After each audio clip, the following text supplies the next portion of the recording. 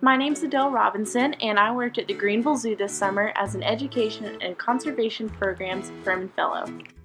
My favorite part about working at the zoo this summer was that I was able to create and manage projects that I was really passionate about, including getting all new rain barrels for the zoo, creating signage that got a sustainability message across to guests, and I even applied for a grant so that we could have a green roof on top of our anteater building. Besides my own projects, there are plenty of things at the zoo that already support sustainability education, like Zoo Camp. Hi, my name is Jennifer. I'm one of the education coordinators here at the Greenville Zoo, and we are taking our campers on an adventure of a lifetime, but with a deeper meaning. Our goal here with our summer camps is to foster a love of nature at a young age so that we can create environmentally literate policymakers of the future. We want our future generations to love nature as much as we do so that the changes that we see coming ahead of us are tackled appropriately, responsibly, and creatively. Karen Love is another great education coordinator that we have here at the Greenville Zoo. She can explain a couple other programs that have already existed here.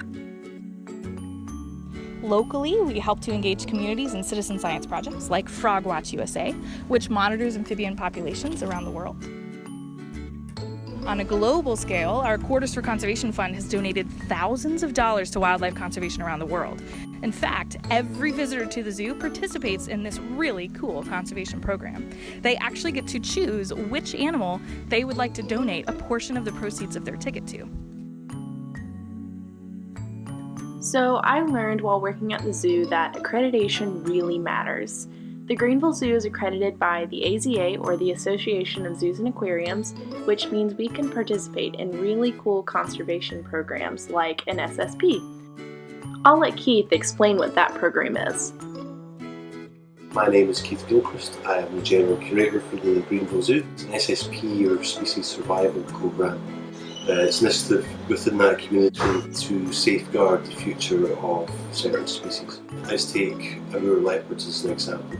What they'll do is they'll take a look at the entire Amur leopard population in North America, and then using that data they'll make recommendations on who should breed with who. The idea being that they want to retain as much genetic diversity within that population. Over the course of 100 years, they want to keep at least 90% of the genetic diversity.